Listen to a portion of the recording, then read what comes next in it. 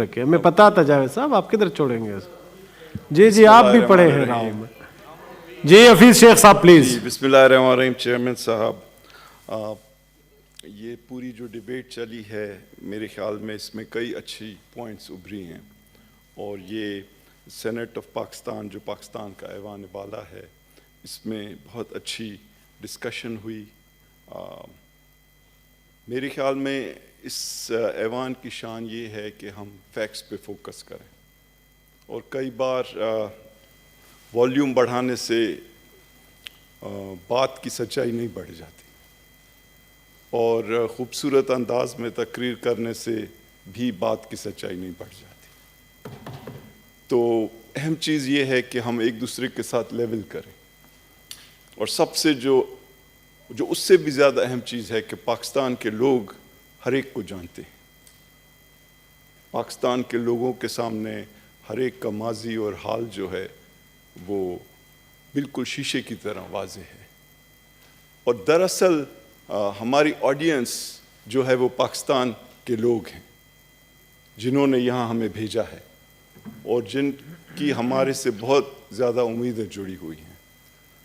تو ہم ان کو مایوس نہ کریں یہاں پر ایک دوسرے سے لڑ جھگڑ کے اور پوائنٹس اسکور کر کے، بلکہ ان کو بتائیں کہ یہ جو ذمہ داری ہمیں دی گئی ہے ہم اسے کتنی خوش اسلوبی سے پورا کر رہے ہیں. دیکھیں، اقتصادی معاملات پہ کافی ڈسکشن ہوئی. اب ایک فیشن نکلا ہے کہ جب بھی حکومت کے لوگ کوئی انالیسس دیتے ہیں تو اچانک ہی لوگ کود پڑتے ہیں کہ ماضی کی بات نہ کریں. لیکن کئی بار چیئرمین صاحب ماضی اور حال جڑے ہوتے ہیں، اور حال کو سمجھنے کے لیے ماضی میں جانا ضروری ہوتا ہے، خاص طور سے اگر ماضی فقط 2 سال پہلے ہو یا 3 سال پہلے ہو. تو میں یہ کہنا چاہتا ہوں کہ جب یہ حکومت آئی تو ایک سچویشن تھی جو ورثے میں ملی. سینیٹر رخسانہ، سینیٹر امام الدین شوقی، وہ کیا پلیز سنیں. سچویشن تھی؟ میں اس چیز کے اوپر بہت زیادہ عرصہ نہیں بولوں گا، لیکن جو 2-3 موٹی چیزیں ہیں وہ ایوان کے سامنے رکھنا ضروری ہیں. پہلی چیز یہ کہ اس ملک کو ایک زبردست اقتصادی بحران کا سامنا تھا، اور یہ قرضوں کا بوجھ تو تھا ہی، لیکن کئی پالیسیز تھیں جو آ کے پاکستان کو ایک ایسی جگہ کھڑی کی تھیں کہ ہر چیز جو ہے وہ اس وقت ایک اسٹریس میں تھی. بیرونی تجارت میں بحران تھا، جو ہمارا ڈومیسٹک اندرونی فائنینشیل نظام تھا وہ بالکل گرنے کے قریب کھڑا تھا. اور خصوصی طور پہ میں ایک چیز جو بتانا چاہ رہا ہوں کہ جس کے بڑے اثرات پڑے ہیں، اور جس کے اس حکومت کی پالیسیز اور اس حکومت کے جو نمبرز ابھرتے ہیں ان پہ اثرات پڑتے رہیں، وہ ایک خصوصی پالیسی تھی جو نہ جانے کیوں پچھلی حکومت نے اڈاپٹ کی، اور کئی اقتصادی ماہر اس وقت بھی حیران تھے، اور اب بھی اس کا انہیں کوئی خاطر خواہ جواب نہیں مل سکا ہے. اور وہ پالیسی یہ تھی کہ جان بوجھ کے ڈالر کو سستا رکھا جائے، اور اس کے چیئرمین صاحب بہت برے اثرات ہوتے ہیں اکانومی کے اوپر. سب سے برا اثر یہ ہوتا ہے کہ باہر کے ملکوں کی چیزیں یہاں سستی ہو جاتی ہیں، اور ایک ایڈکشن پیدا ہو جاتی ہے باہر کی چیزوں کے لیے، اور ہر آدمی باہر کی چیزیں خریدنا چاہتا ہے کیونکہ وہ جان بوجھ کے پالیسی کے تحت سستی رکھی گئی ہیں. اور اس کا اثر یہ ہوتا ہے کہ وہی چیزیں جو یہاں پہ بننی چاہیے تھی، جو یہاں پہ انڈسٹریلائز ہونی چاہیے تھی، جو یہاں پہ جابز کریٹ کرنی چاہیے تھی، جو یہاں پہ لوگوں میں خوشحالی کا باعث بن سکتی تھی، وہ رک جاتی ہیں، اور ہماری چیزیں باہر کی دنیا کے لیے مہنگی ہو جاتی ہیں، اور ان کی جو ڈیمانڈ ہے اس میں کمی آ جاتی ہے. اب چیئرمین صاحب یہ جو سلسلہ ہے ڈالر کو سستا رکھنے کا، یہ مفت نہیں ہے. ڈالر کو اگر آپ بضد ہوں کہ سستا رکھا جائے تو اس کے لیے آپ کو اپنے ڈالر جھونکنے پڑتے ہیں, کیونکہ جب آپ اپنے ڈالر جو ہیں وہ مارکیٹ میں پھینکتے جائیں گے تبھی ڈالر کی قیمت سستی رہے گی. اور یہی ہوا جب پچھلا آئی ایم ایف پروگرام ختم ہوا تو 2 سال جو تھے 18 مہینے آخری پچھلی حکومت کے, اس میں فارن ایکسچینج ریزروز آدھے سے بھی کم ہو گئے اور 18 ارب ڈالر سے 9 ارب سے بھی کم جا کے ٹھہرے, اور اگر اس میں سواپس کے ساتھ بلین نکال دیں تو 2 ارب سے بھی کم ہو گئے. تو یہ بحران کا جو بنیادی ایک خوفناک پہلو تھا وہ یہ تھا کہ آپ 3 ہفتے سے زیادہ کی امپورٹ حاصل نہیں کر سکتے تھے ان 2 ارب سے, اور جو امپورٹ اور ایکسپورٹ کا گیپ تھا وہ 32 سے 35 ارب ڈالر ہو گیا, جو پاکستان کی تاریخ کا سب سے بڑا نمبر تھا. اور اس سے بھی جو بڑی نقصان دہ چیز ہوئی کہ جو 5 سال گزرے اس میں ایکسپورٹس کے بڑھنے کی رفتار 0 سے بھی کم ہو گئی.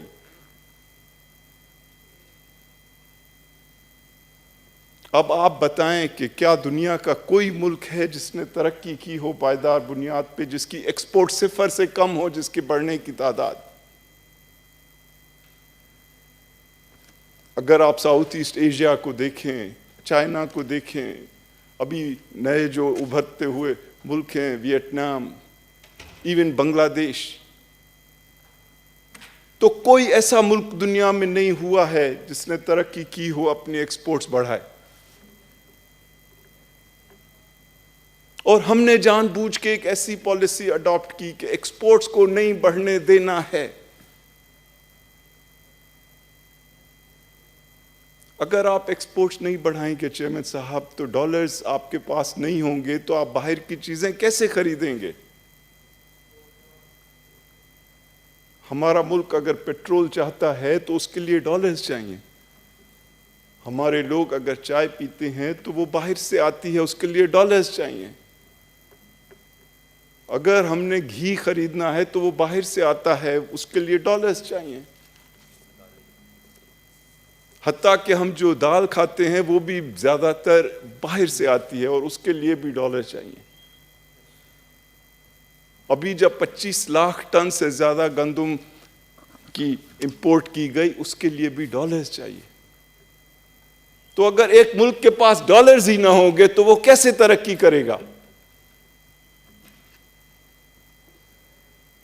تو میں یہ کہنا چاہتا ہوں کہ یہ ایک بنیادی ایک بحران تھا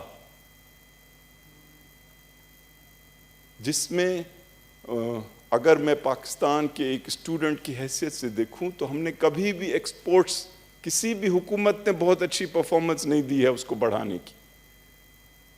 لیکن یہ جو 5 سال گزرے یہ اپنی نوعیت کے شدید ترین تھے,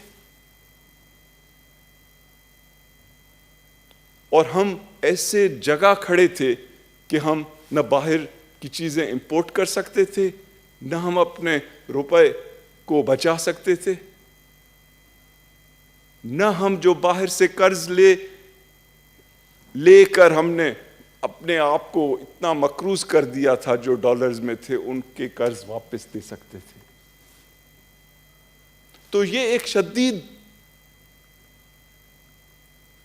کانفلوئنس, امتزاج تھا اتنی 3 مختلف بحرانوں کا, اور اس سے نپٹنے کے لیے بہت مشکل فیصلے کرنے پڑے چیئرمین صاحب. سب سے پہلے آئی ایم ایف کے پاس جانا پڑا.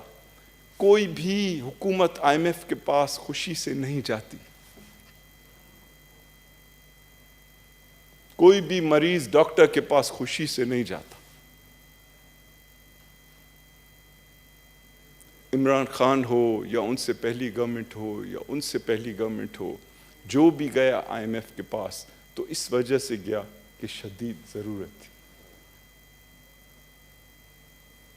تو یہ فیصلہ کرنا پڑا کیونکہ یہ فیصلہ ناگزیر تھا. اور IMF ہر ڈاکٹر کی طرح مرض کی جب بیماری کو ٹھیک کرنا چاہتا ہے تو اس کے لیے کچھ ٹیکے لگنے پڑتے ہیں، اس کے لیے پرہیز کرنا پڑتا ہے، اور سب سے اہم چیز یہ تھی کہ جو ڈالر تھا وہ مضبوط ہونا شروع ہو چکا تھا۔ 104 سے پچھلی گورنمنٹ کے جانے سے پہلے وہ 127 تک پہنچ چکا تھا، اور اس کو کوئی روک نہیں سکتا تھا، کیونکہ مارکیٹس فائنانس منسٹرز اور پرائم منسٹر سے زیادہ طاقتور ہیں۔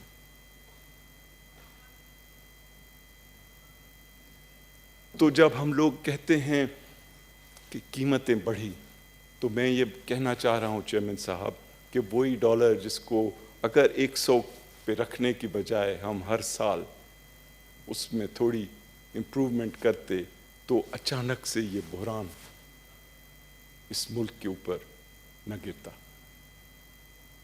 اور ایک آرڈرلی ٹرانزیشن ہوتی، اور جو انڈسٹری اور سب سے بڑھ کر وہ جو کمزور طبقے ہیں ان پہ جو امپورٹڈ چیزوں کی قیمتیں جب بڑھتی ہیں، اور یہی ڈالر پھر 150 پہ جا کے پہنچا، اس لیے کہ ملک کے ڈالر ختم ہو چکے تھے تو اس کو نہیں بچایا جا سکتا تھا۔ تو قدرتی بات ہے وہی چیزیں جو آپ باہر سے خریدتے ہیں وہ 100 کی بجائے 150 ان کی قیمت ہو گئی۔ تو اس ملک کی جو بیماری تھی اس کو درست کرنے کے لیے جو پالیسیز بنانی لازم ہو گئیں، اس کا ایک اثر یہ بھی تھا کہ بیرونی ملک کی چیزیں مہنگی ہوئیں۔ تو جو لوگ کہتے ہیں ماضی کی طرف نہ جائیں، وہ یہ نہیں چاہتے کہ پاکستان کو لوگوں کو بتایا جائے کہ یہ مہنگائی جو ہے وہ ورثے میں ملی ہے۔ اور اس کو ٹھیک کرنے میں وقت لگے گا اور مشکل فیصلے کرنے ہوں گے۔ تو چیئرمین صاحب مشکل فیصلے کیے گئے۔ سب سے بنیادی چیز یہ ہے کہ مہنگائی کو بڑھانے میں کیا چیز جو ہے سب سے آگے ہوتی ہے؟ حکومتی اخراجات۔ تو حکومت نے فیصلہ کیا کہ ہم تمام سختی سے حکومتی اخراجات کو کم کریں گے،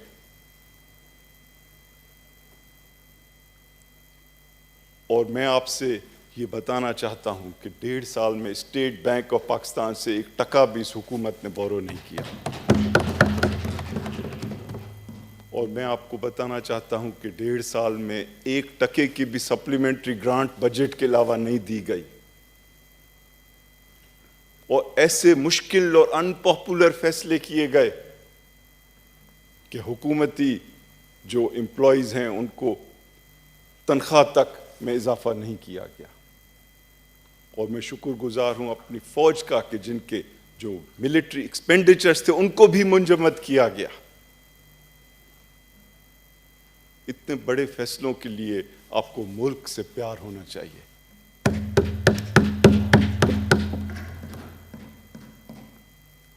اور سیاست کو پیچھے رکھ کے حب الوطنی کو آگے رکھنا چاہیے،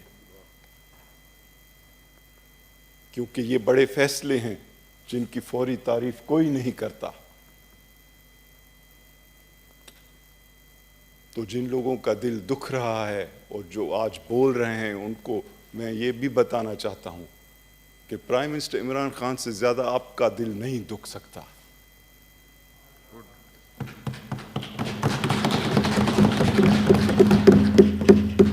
کو ان لوگوں نے پاکستان کے ان کو بنایا ہے پرائم منسٹر،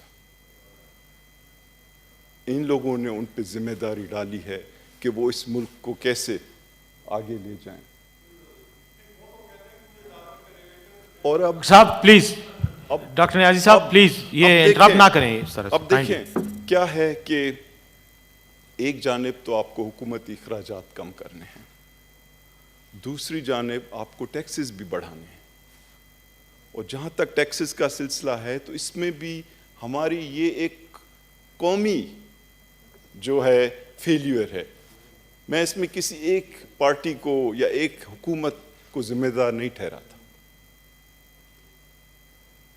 پچھلے 72 سال سے کوئی بھی اس گول میں کامیاب نہیں ہو سکا ہے کہ کیسے پاکستان کے صاحب حیثیت لوگوں کو ٹیکس بھرنے کی عادت ڈالی جائے. لیکن جب تک ہم اس چیلنج سے اچھی طرح نہیں نپٹیں گے، جب تک ہم لوگ اپنے صاحب حیثیت امیر لوگوں سے ٹیکس نہیں کلیکٹ کریں گے تو ہم مسلسل ایک ویکنس میں رہیں گے. تو چیئرمین صاحب، کرونا وائرس سے پہلے ٹیکس جمع کرنے کی جو ریٹ تھی وہ 17% کی گئی.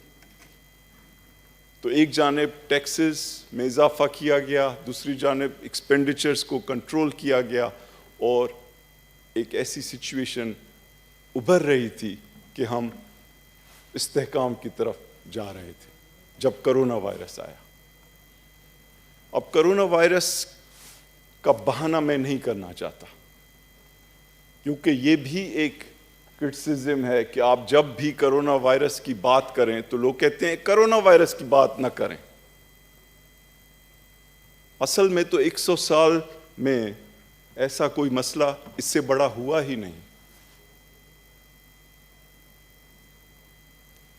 اور لوگ تنقید کرتے ہیں اپوزیشن کی طرف سے کہ حکومت کی جو آمدنی کی، جو اس ملک کی آمدنی کی جو GDP ہے، اس کی گروتھ یعنی اس میں جو اضافہ ہے وہ فقط پازیٹیو تو نہیں بلکہ نیگیٹو 0.5% ہوا. تو گویا حکومت نے کوئی اچھی پرفارمنس نہیں دی کرونا وائرس کے دور میں. میں آپ کو یہ بتانا چاہتا ہوں کہ آپ سوچیں کہ دوسرے ملکوں نے کیا پرفارمنس دی ہے. میں آپ سے کچھ نمبرز شیئر کرنا چاہتا ہوں چیئرمین صاحب. کیا آپ کو پتہ ہے کہ پاکستان کا منفی 0.5% جو GDP کا گروتھ ریٹ ہوا، اس کے مقابلے میں فار ایگزامپل آپ دیکھیں کہ US میں کیا ہوا، امریکہ کی گروتھ ریٹ کیا رہی، منفی 4.3%. سری لنکا کی منفی 4.6%، ترکی کی منفی 5.5%، جرمنی کی منفی 6%، UK کی منفی 8.8%، جاپان کی منفی 5.3%، ایران کی منفی 5%، سعودی عرب کی منفی 5.4% اور انڈیا کی منفی 10.2% اور پاکستان کی منفی 0.5%. اور ہم پہ تنقید ہے کہ آپ نے پرفارمنس صحیح نہیں کی. اور پورے دنیا کی جو انکم بڑھنے کی جو رفتار تھی وہ منفی 4.4%. تو انڈیا کی ہم سے 20 گنا کم GDP کی گروتھ تھی، اور دنیا کی پوری جو ہے ہم سے کوئی 9 گنا زیادہ ڈکلائن تھی. تو یہ کیوں ہوا کہ ہم نے کرونا وائرس سے اتنے ریلیٹیولی قدر بہتر انداز میں اللہ نے ہماری مدد کی کہ ہم نکلے؟ کیونکہ ہم نے ایک اسٹیمیولس پیکیج دیا. اس وقت ہم نے اپنے بزنسز کا ہاتھ تھاما. ہم نے کہا کہ اگر آپ کے پاس پیسے نہیں ہیں، آپ چھوٹے کارخانے ہیں بجلی دینے کے، ہم آپ کا بل بھریں گے. اور 3 مہینے کا بل حکومت نے اپنی جیب سے بھرا SMEs کے لیے. ہم نے کہا کہ آپ اگر بڑی کمپنی ہیں لیکن آپ کے پاس اس وقت پیسے نہیں ہیں اپنے امپلائیز کو دینے کے لیے، ہم نہیں چاہتے کہ آپ انہیں نکالیں. ہم آپ کو لون دیں گے، سبسیڈائز کریں گے، اپنی جیب سے اس کی لون کی سبسڈی ہم بھریں گے. ہم نے کہا کہ اگر آپ بجلی کے بل نہیں دے سکتے، آپ بڑے ہیں، آپ کے ہم بجلی کے بل مؤخر کریں گے. ہم نے کہا اگر آپ کے قرض ڈیو ہیں اور آپ پے نہیں کر سکتے ہیں، آپ 1 سال قرضوں کا پے کرنا مؤخر کر دیں، ہم دیں گے. اور ہم نے کہا کہ اگر پروکیورمنٹ کرنی ہے اس دور میں تو ہم پہلے سے ڈبل پروکیور کریں گے تاکہ ہمارے جو کسان ہیں ان کے پاس پیسے ہیں اور اس کے تھرو ڈیمانڈ جنریٹ ہو. اور ہم نے کہا کہ ہم کنسٹرکشن کے لیے خصوصی پیکیج دیں گے اور چھوٹے گھر بننے کے لیے ہم ٹیکسز میں 90% چھوٹ دیں گے. اور ہم نے کہا کہ اگر آپ چھوٹا گھر خریدیں گے تو حکومت نے 36 ارب رکھے کہ ہم اپنی جیب سے آپ کی مورگیج بھریں گے. اور بہت چیزیں کی, میں بہت تفصیل میں نہیں جانا چاہتا, لیکن بہت چیزیں کی. اور اللہ نے بھی ہماری مدد کی کہ ہم پہلا جو فیز تھا کرونا وائرس کا اس سے نکلے. اور اب کوشچن یہ بھی آتا ہے کہ آپ نے کیا کیا, اور آپ نے کیا لونز لیے, کیا بہت زیادہ لونز لیے. اس کے اوپر میں ضرور ایک دو موٹی موٹی باتیں کہوں گا. دیکھیں, یہ جو نمبرز پھینکے جا رہے ہیں ان کو ہمیں صحیح طریقے سے اینالائز کرنا چاہیے. جب یہ حکومت آئی تو جو پبلک ڈیٹ تھا وہ 25 ارب تھا. اور پبلک ڈیٹ میں اضافہ کیوں ہوتا ہے؟ اس کی جو ہیں دو بڑی وجوہات ہیں. ایک یہ کہ آپ کو ماضی کے قرض دینے ہیں, ماضی کے قرضوں پہ سود دینا ہے, یہ ایک. اور دوسرا یہ کہ آپ اپنے اخراجات اور آمدنی میں اتنا فرق رکھ رہے ہیں کہ آپ کو وہ پورا کرنے کے لیے مزید قرض لینے پڑے. تو چیئرمین صاحب, میں آپ کو یہ بتانا چاہتا ہوں کہ اس حکومت نے جو اقدامات کیے ہیں ان کی وجہ سے یہ جو بنیادی تنقید کرنے والا قرض ہو سکتا ہے کہ آپ نے اپنے اخراجات کو کنٹرول نہیں کیا اور اس کی وجہ سے کیا مزید قرض لیے, تو اس کی تعداد 2.5 ارب سے بھی کم ہے, 2,500 ارب سے بھی کم ہے. اور باقی جو لونز لیے گئے وہ ایکچولی دو کھاتوں میں ہیں. ایک وہ جو دراصل لون نہیں لیے گئے لیکن ڈالر کے مضبوط ہونے کی وجہ سے اس کا جو ویلیویشن ہے کتابوں میں وہ بڑھ گیا. یعنی اگر آپ نے $1 لون لیا ہے, وہ پہلے 100 روپے تھا, اب وہ 150 روپے ہو گیا. تو ایسی بات نہیں ہے کہ حکومت نے 50 روپے مزید لے لیے. آپ نے سنا ہوگا بار بار لوگ کہہ رہے تھے کہ جی اتنا بڑھ گیا, تو وہ اس لیے نہیں بڑھا کہ کوئی مزید لون لیا گیا,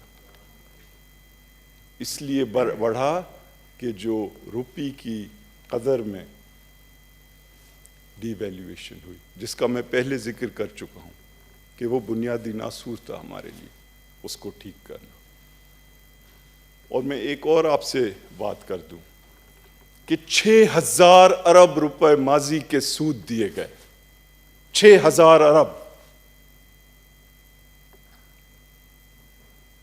کیا کوئی یہ کہہ سکتا ہے کہ وہ اس حکومت کے کھاتے میں ڈالے جائیں؟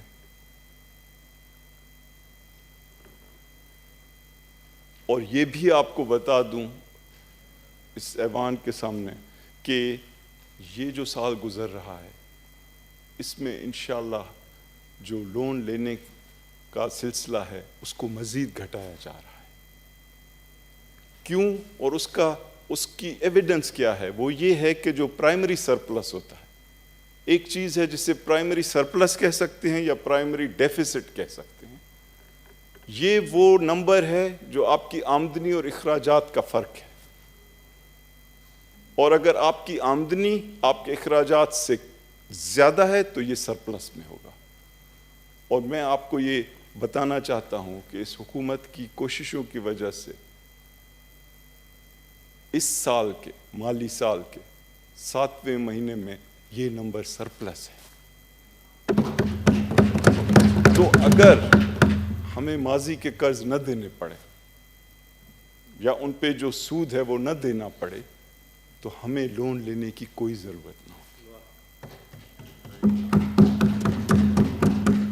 تو یہ تقریری طور پہ بہت اچھی چیز ہے کہ آپ نمبر بتائیں اور جوش اور ولولے سے بتائیں, لیکن ہمیں یہ بھی سوچنا ہے کہ آخر یہ قرض کیوں لیے جا رہے ہیں, کیا مجبوری ہے. تو میں چاہتا ہوں کہ پاکستان کے لوگ بھی سمجھیں اور ہم لوگ ایک دوسرے کو بھی فیئر انداز میں بتائیں کہ اصل حقیقت کیا ہے. اور ایک چیز میں دوسری بتا دوں کہ خواہ کچھ بھی ہو، یہ قرض اس لیے نہیں لیے جا رہے ہیں کہ کوئی پراپرٹی بنائے. یہ قرض اس لیے نہیں لیے جا رہے ہیں کہ کوئی اپنے رشتہ داروں کے دھندے بڑھائے. یہ قرض اس لیے نہیں لیے جا رہے ہیں کہ خصوصی لوگوں تک ان کا فائدہ پہنچایا جائے. جس طرح میں نے فرمایا یا کہا کہ دیکھیں ان قرضوں کے لینے کی وجہ بنیادی طور پر ماضی کے قرضوں پہ سود دینا ہے.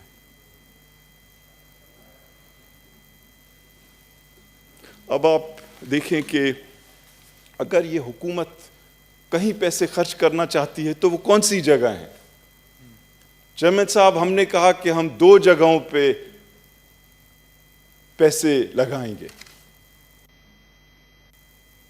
ہم حکومتی اخراجات کو کم کریں گے لیکن 2 جگہوں پہ پیسے لگائیں گے. وہ کون سی 2 جگہیں؟ پہلی تو وہ بزنس جو اس ملک میں روزگار پیدا کرتے ہیں، جو اس ملک کی ایکسپورٹس بڑھاتے ہیں، جو اس ملک کو انڈسٹریلائز کرتے ہیں، جو اس ملک کے اندر دولت پیدا کرتے ہیں.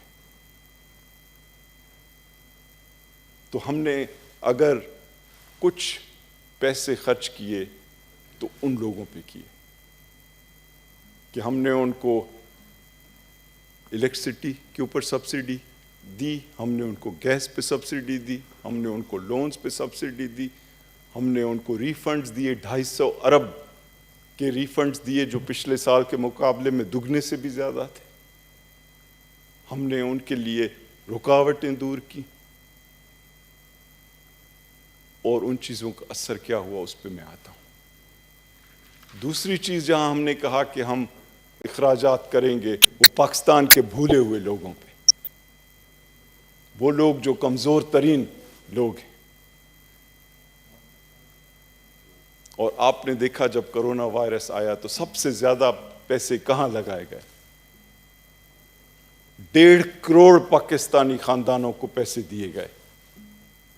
شاید دنیا کی تاریخ میں اتنا شفاف، اتنا سادہ، اتنا جو ہے شفاف طریقہ نہیں دیکھا ہوگا کہ پاکستان کے ہر قصبے، ہر گاؤں، ہر چھوٹے شہر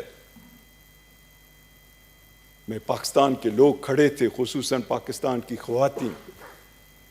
اور کوئی کنڈیشن نہیں تھی، یہ نہیں تھی کہ آپ کس پارٹی کے ورکر ہیں، یہ نہیں تھی کہ آپ کس علاقے کے لوگ ہیں، یہ نہیں تھی کہ آپ کس مذہبی فرقے سے تعلق رکھتے ہیں. صرف یہ کہ آپ پاکستانی ہیں اور آپ کو ضرورت ہے.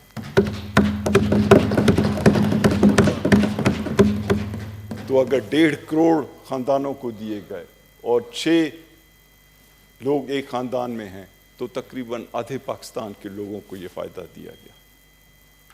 اور احساس پروگرام کا جو بجٹ تھا اس کو دگنا کیا گیا 192 ارب. اور یہ جو پیسے دیے گئے یہ اس کے علاوہ تھے. اور اب بھی چیئرمین صاحب جو پاکستان احساس پروگرام میں فقط کیش کا جو ایلیمنٹ ہے اس میں 70 لاکھ لوگوں کو مستقل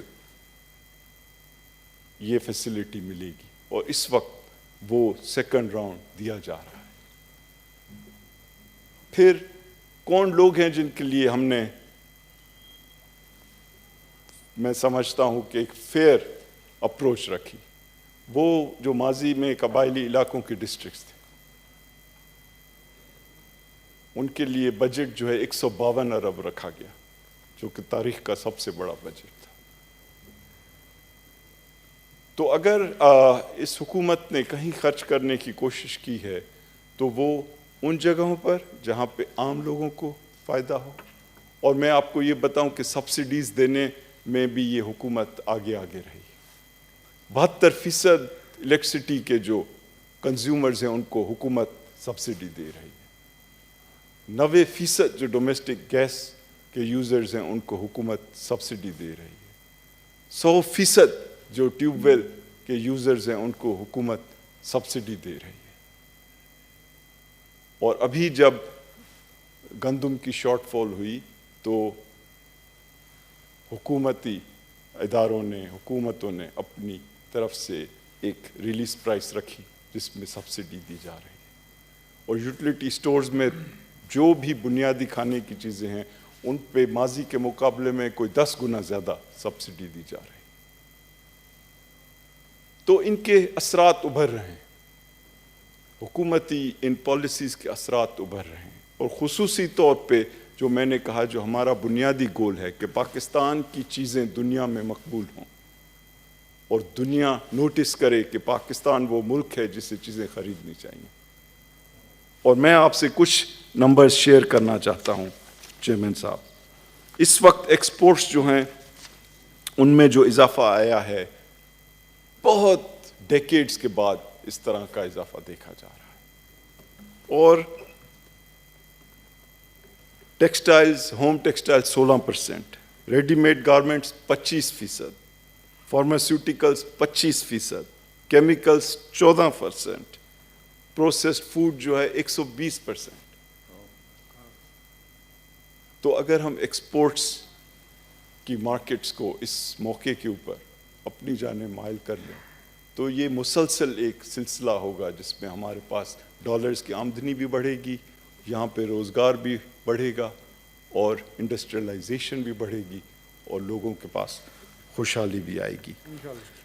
दूसरी चीज़ मैं ये कहना चाहता हूँ कि बहुत अरसे के बाद हमारी इंडस्ट्री जो है रिकवरी की जानिब जा रही है, और आप देख रहे हैं कि जो लार्ज स्केल मैन्युफैक्चरिंग यानी जो बड़ी इंडस्ट्री है उसकी ग्रोथ रेट जो है 7.5% और पिछले साल के नवंबर के मुकाबले में 14.5% growth. Bank deposits 17% growth, cement 16% growth, high speed diesel 11% growth, petrol 7% growth, motor cycles 19% growth, tractor 43% growth, cars 20% growth. ये तमाम चीज़ें हो रही हैं और दुनिया इन चीज़ों का एतराफ़ कर रही है और हमारे अपने इन्वेस्टर्स इस चीज़ों का एतराफ़ कर रहे हैं, और पाकिस्तान की स्टॉक मार्केट शायद 4 साल के बाद जो हाईएस्ट लेवल है उस पर पहुंची हुई है, जिसका मतलब ये है कि लोग समझते हैं कि हमारी जो इंडस्ट्री है वो आगे चल के बहुत वैल्यूएबल होगी कि वो उसमें इन्वेस्ट कर रहे हैं। तो इंशाअल्लाह ताला इन तमाम चीज़ों के अच्छे असरात आने लगे हैं। मैं ये नहीं कहता कि हमारे पास चैलेंजेस नहीं, पाकिस्तान के जो मुस्तकिल चैलेंजेस हैं और सबसे बड़ा चैलेंज जो पाकिस्तान का है वो ये कि हम अपने लोगों को कैसे खुशहाल करें,